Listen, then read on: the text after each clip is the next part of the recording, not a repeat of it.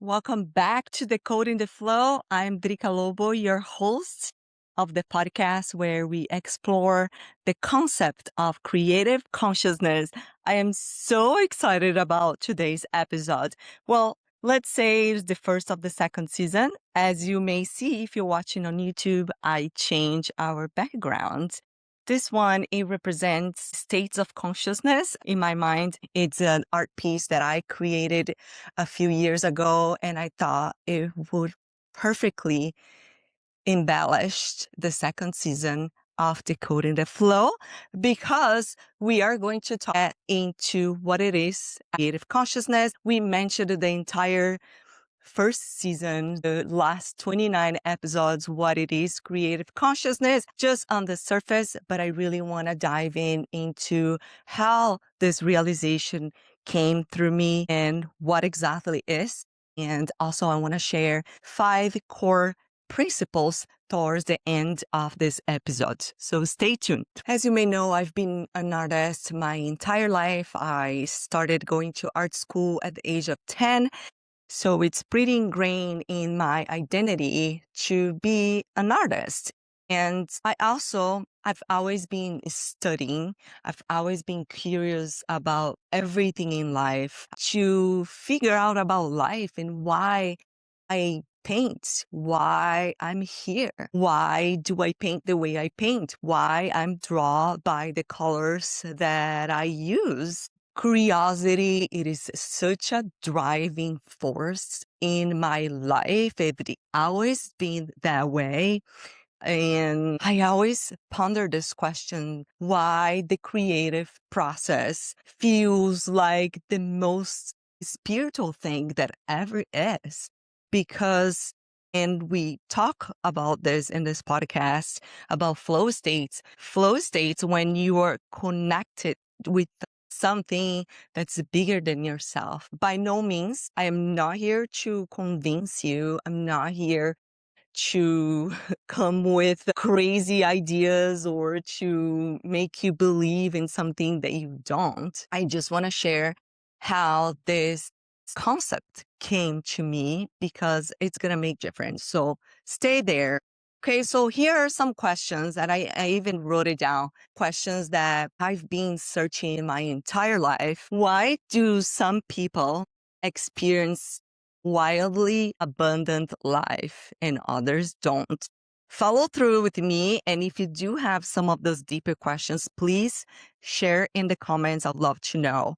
Or if you also have some thoughts about these concepts, because they are literally what keeps me awake. What is faith? What happens when we surrender to imagination or beauty? What if beauty is all that is? What is God, source, or the creator, whatever you want to call it, your higher power?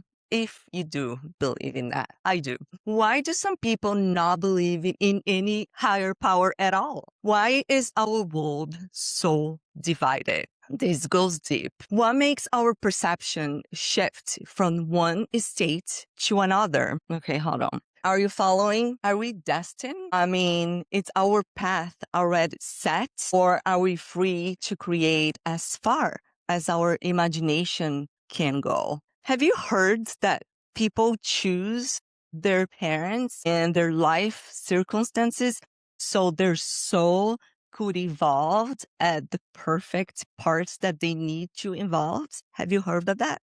I just want to share that. Okay, following questions that keeps me awake. What happens after life? Where does creativity comes from? Well, it goes on and on and on, but you get the idea. It's not surface level questions. They are all, I consider, really deep questions. And honestly, I don't have all of the answers. And the more I try to find those answers, the more I understand that I don't know anything. And I just wanted to be clear that I don't believe in a monopoly of truth. So whatever you believe, I'll respect that. I love listening to different perspectives and different point of views. And I think that's why I studied Kabbalah. I go to ancient wisdom.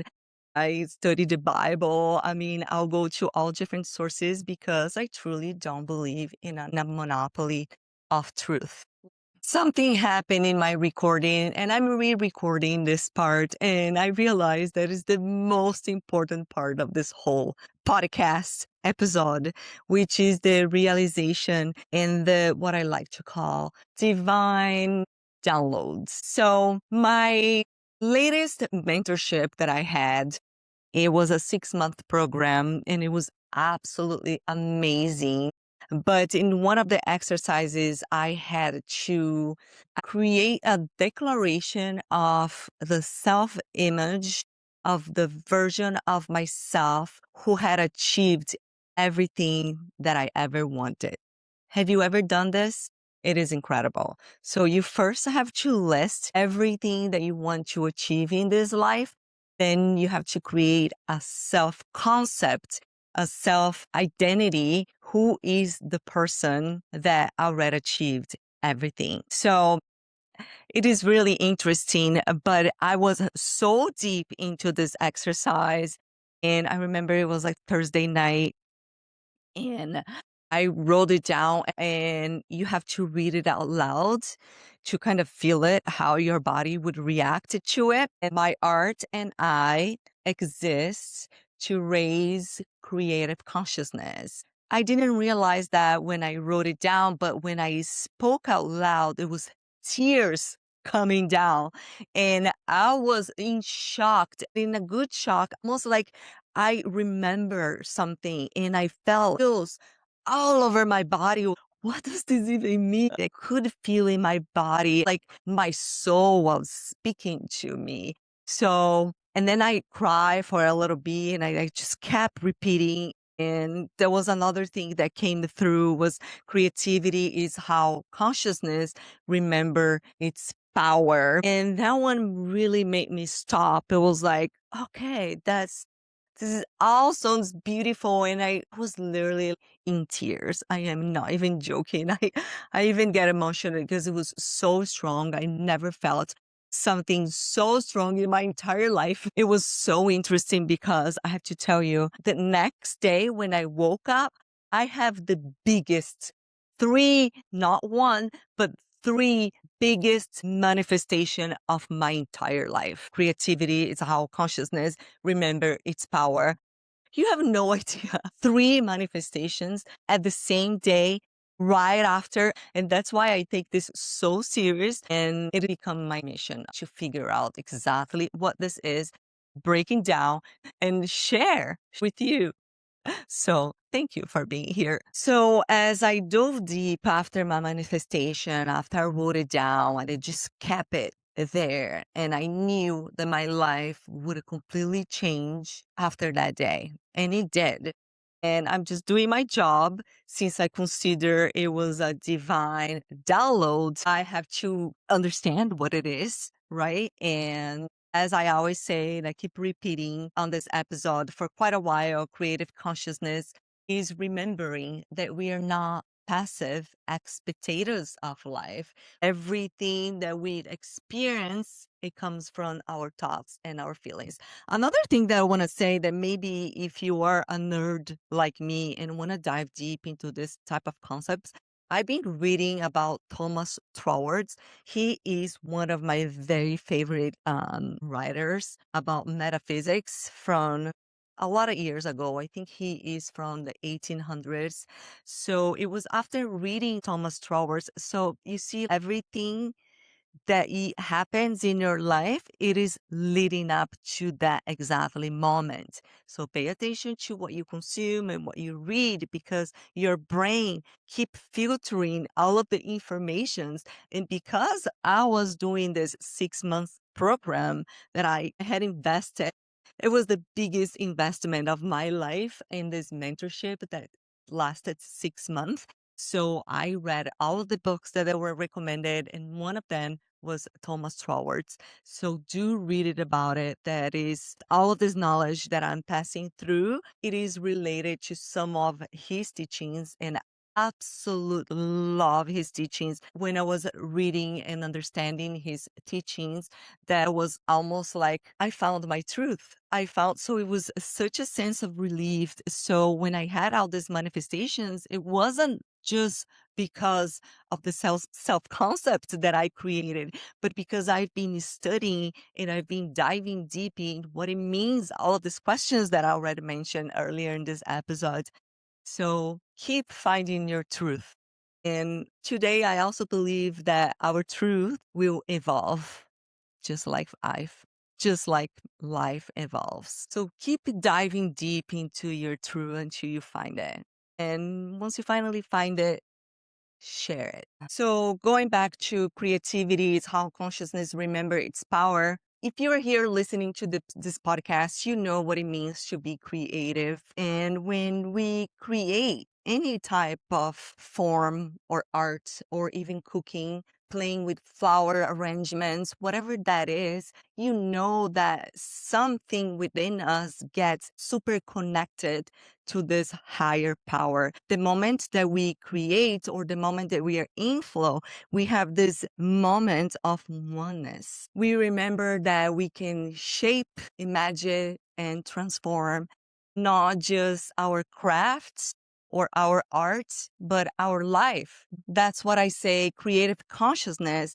It's remembering that we are not passive spectators of life. We are creators. We are here to create. We shape, we build, we create worlds with thoughts and feelings because everything we see around us was once an idea in somebody's mind. Everything that you see around you, it was once imagined by someone. So that's what it is, creative consciousness. And you may ask, yeah, okay, this is all sounds very philosophical, but why does this matter to me?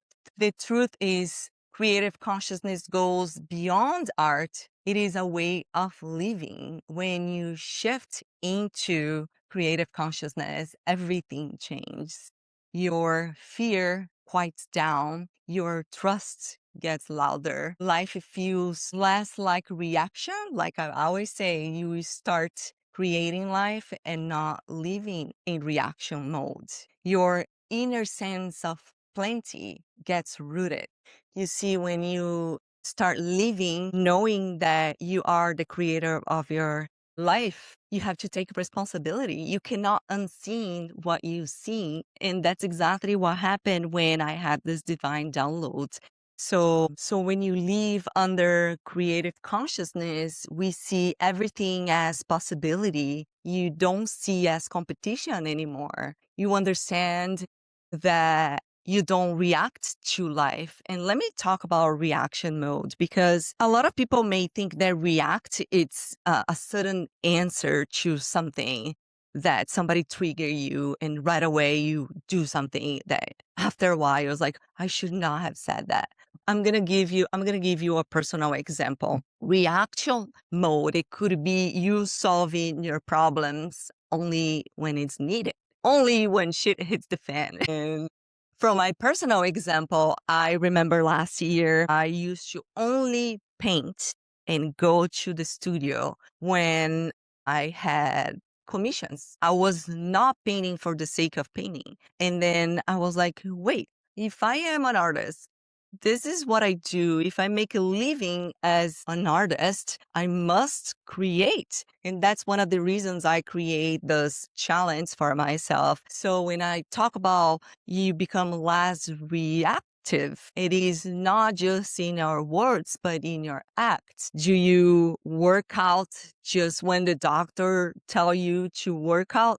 You know, like it can't go on, but we all react at some point. But the one of the core and the first core principles that we're going to go and talk a little bit more about that, it's awareness. You cannot not be reactive if you don't have the awareness about your triggers, about what makes you act the way that you act. All right.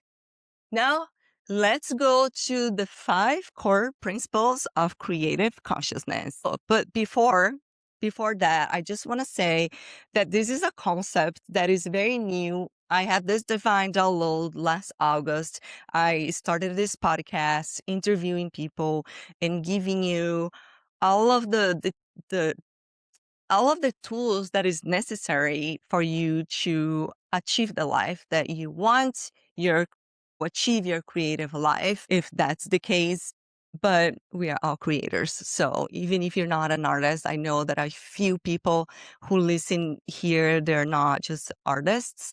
There are more people who are here who wants to understand what creative consciousness is. So thank you so much. And again, what I was saying before we go to the 5 principles, I just want to say this is an ongoing concept and I've been learning with you. The more I share, it's also a way for me to understand on a deeper level. Because they say, like, it doesn't matter how much you study, if you're not able to pass along or to explain, it doesn't really make sense. So the five core principles of creative consciousness, I'm going to say them all and then I'll go explain one by one. 1 is awareness. 2 is flow, of course. 3, embodiment. 4, expression. And the 5 principles, ownership. Okay, let me explain. The first is awareness. I was telling you, until you're not aware of your patterns, of your responses, of the things that you do, until you're not aware why you're doing them, you're just living in autopilot. And unfortunately, that's how most people live in autopilot. Awareness interrupts the pattern. It creates a space between stimulus and response.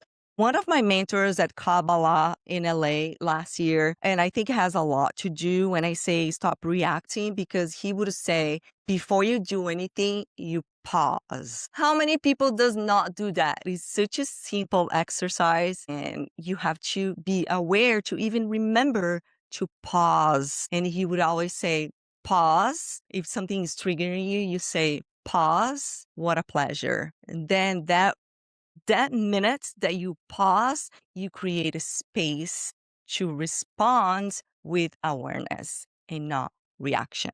So this is an exercise for you. Try to do this for 24 hours. Let me know if you can get it and remember. The principle number 2 on creative consciousness is flow. Of course, one of my favorite subjects. Flow is a state where creation moves through you and without any resistance. You become one with the activity in hand. And I also want to say, because I was listening to a podcast the other day and I realized there's 2 concepts of flow. They kind of overlap and maybe confuse some people. There is the psychology of flow states, where you understand that comes from Mihai Mihai, who wrote the entire book about, he coined the term flow and explained the relationship between flow states and happiness. He goes on and explain all of the triggers and everything that you need to do beforehand to be able to achieve flow states. But on the other side, that is the philosophy of flow, which is related to Taoism. The Taoism term is Yu Wei. Yu Wei means effortlessly action. That's when you hear about just go with the flow, go follow the flow of the universe. This is the philosophy of Taoism. So they kind of go hand in hand. So I just want to make it very clear because it's something that I just realized it like last week. So understanding these 2 point of views of flow, yes, they do intertwine, but there's 2 things happening. Okay. So this is principle number 2. And the principle number 3 is one of my favorites, which is embodiment, the creative power that moves through you. Embodiment. Embodiment can be also identity. Embodiment is the way that you live, the way that you carry yourself. So let's say here using creative consciousness, if you are aware that you create your life, you are going to embody this feeling of ownership of your life. You cannot unseen anymore. And we're going to go through this, but you start taking more responsibility for your life. Embodiment, it can also be the discipline part, with something that I never had it. And people who know me today, they will think that I am the most disciplined, but I have to do everything that took for me to become a disciplined person. So embodiment is when you know your power, you take responsibility, but you also take responsibility of your body. Because if you have a dysregulated nervous system, how can you embody creative consciousness, right? A dysregulated nervous system, it's going to be in reaction mode. Think of embodiment, discipline, identity, how you can embody the creator of your life that you are. And number 4, it's probably my favorite. It's probably where most of people who are listening to this podcast are, which is expression. What is not expressed does not evolve. Let me repeat that. What is not expressed does not evolve. And I talk about this a few times here before, that if you're feeling depressed, or if you know somebody who are not feeling fulfilling, it's probably because they're not expressing themselves. So when I say that art is very spiritual, because it is, we are here to create. We are here with our unique set of skills, and our job is to discover what this, express it, and put it into the world. So what happened to most people? They are consuming. In this era today that everything is about consumption, social media, this sense of consume, consume, consume, consume, consume, and you stop creating, your nerves are gonna be wrecked. It's almost impossible to have a regulated nervous system if all you do is consume all day. So you have to find a way of express your ideas, express your gifts. And this can be art, can be writing, can be cooking, can be science, anything. You have to find a way to hone in all of your brain and put it up into the world. So one of my mentors always say, create before you consume. It is so simple, but most of us, myself included, we forgot. If we create before we consume, you're already feeling so much of ease. I promise you. Just try this. That is principle number 4, expression. So you gotta find a way to express what is inside of you. If you don't know what it is that you need to express, try it out. Just go in. Even if it's a writing, do like a 3 morning page that you free write every day. Dump, all of your ideas. Exercising is a form of expression. Cleaning your house is a form of expression, right?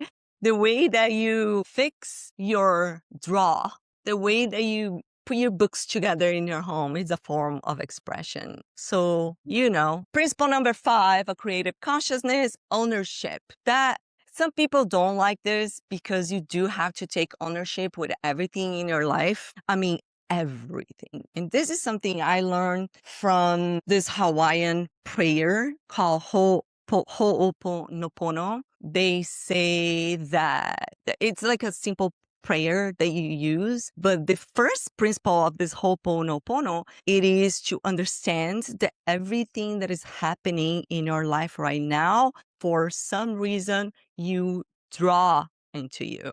So this is ownership. The truth is, the moment you realize you're here to create your life, you begin to shape intentionally. You begin to shape consciously. And everything and all of the problems, they're happening for us. So once you start living a more conscious life, you understand that and you stop blaming people. So taking ownership, it is definitely one of my favorites, maybe one of the most difficult parts, because nobody wants to look in the mirror and take responsibility for all of the bad things that's happening. Until you do that, you are literally giving power to everybody else but yourself. So take ownership so you are in control. And that, my friend, these are the 5 principles of creative consciousness. So you see, it is a cycle: awareness, flow, embodiment, expression, ownership, awareness. This is not a straight line, it's a continuous loop of creation. Again, I'm not here to draw a line of what is true and what is not. I just want you to take it or leave, okay? Take what resonates, leave what doesn't resonate. But the core statement of creative consciousness, it is the awareness that we are just not experiencing life, we are creating life. So this is it for today. And if you do have any questions or any comments, I would love to hear. This is something that I've been building. It's been taking me months. And I know there is an ongoing concept that I have and I feel called to share with you. I cannot wait to keep exploring those concepts with you and to interviewing more creators and artists. Thank you so much. And I'll see you next time. Bye.